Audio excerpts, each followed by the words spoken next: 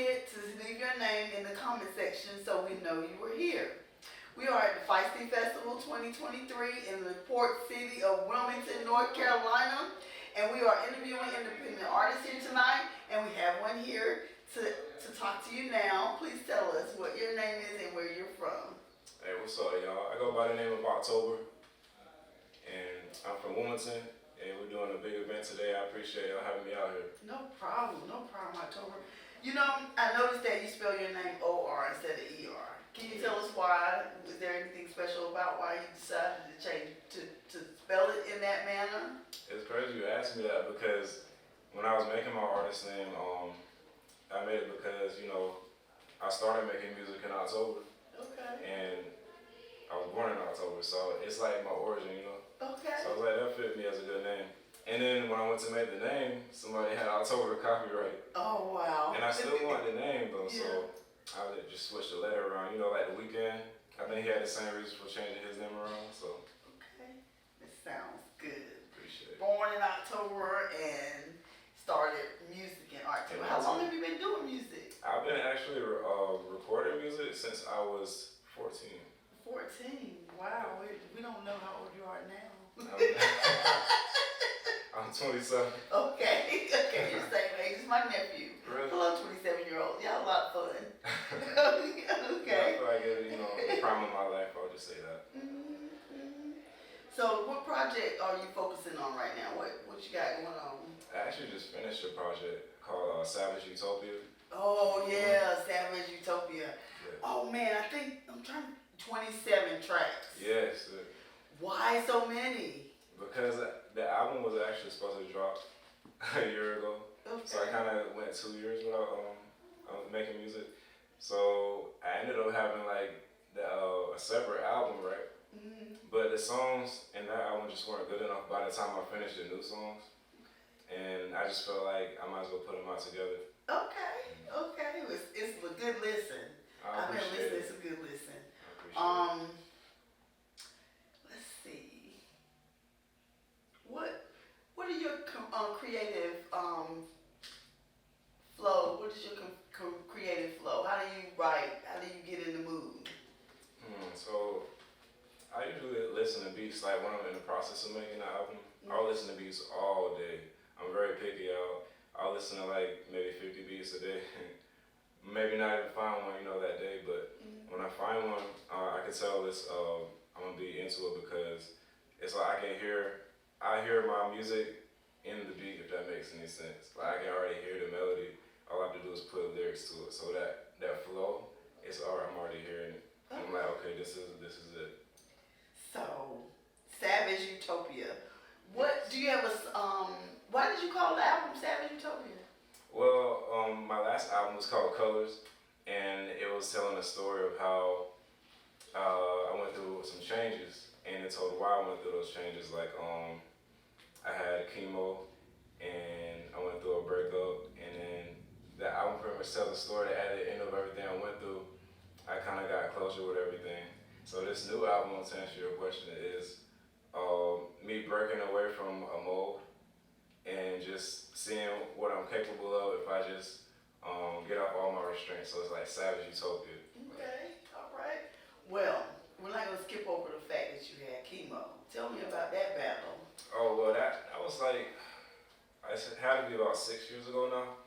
And it was crazy. I found out randomly. I just went for a normal checkup, and a week later my appendix was like about to rupture, and so they had rushed me to the hospital. I didn't know what was going on, but luckily I made it on time before it ruptured.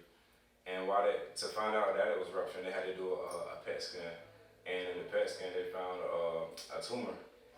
And so I was like, nah, I see it on TV and stuff. I'm like, not you, right? Not me. Yeah. So it was definitely a wake-up call and a life changer to take things more seriously. I feel like it definitely matured me.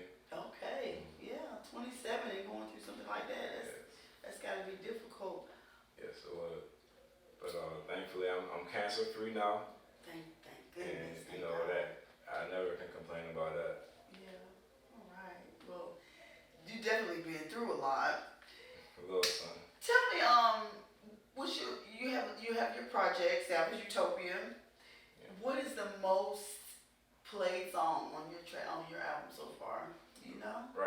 most played song is Drunk and Nasty. Drunk and Nasty. Yes. Okay, I have to look that one. I'm sure I listened to that one. How'd that one come about? Well, I never really made twerk music or like party music. My music was always like more on the deeper side. And you know, I'll be performing at events or I'm at events and they want to play my music, but I don't have a song, you know, to fit the scene. So I'm like, dang, I need a song. And I was actually about to perform. I was opening for Lil Boosie.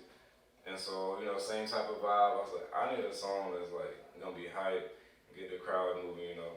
So I just started working on listening to like 100 beats. But I found this beat, I'm like, okay, just a song that just fits a party vibe, simple. Okay. And it definitely blew up. It blows up. Yes. Okay, that's what's up. I appreciate it. Where have you performed? What kind of venues have you been at? I've been at a lot of venues. Tell me what the hypest crowd was. It was, wow, that's a tough one because the Boosie crowd was definitely hype.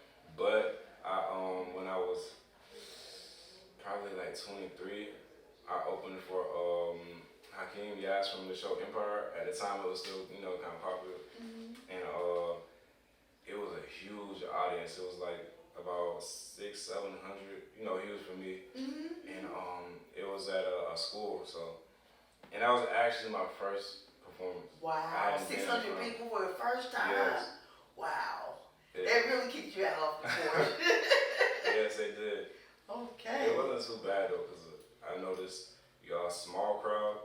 It's actually harder to perform because it's more personal and you like, I don't know, you're just looking at 2 or 3 people, so Yeah. a huge crowd is definitely easier for me. Well, congratulations on your 40,000 followers on Instagram. I appreciate it. Thank you. All right. That's what's up. That's what's up. So, I need a favor from you. What's up? I want you to look at that camera right there. Mm-hmm. Tell us who you are, where to find you, and that your picture is locked in with Lock It In Media Group. Okay. Well, my name is Octobor. You can find me on Instagram at OctoborX. That's OCTOBORX. Or you can find me on Facebook at Octobor Newkirk. That's NEWKIRK. Those are my main social media, so if you got me there, you'll find me anywhere else. My YouTube is OctoborX as well. And my Spotify is October, no X. And all my music sites, Spotify, Apple Music, iTunes, it's just gonna be October, OCTOBOR. Who's got you locked in? Oh yeah. My picture is locked in with Lock It In Media Group. We locked in with Locked In Media Group. You already know. That's what's I up. appreciate y'all having me out here. Thank you again. Y'all make sure y'all tap in with Locked In Media for all y'all interviews.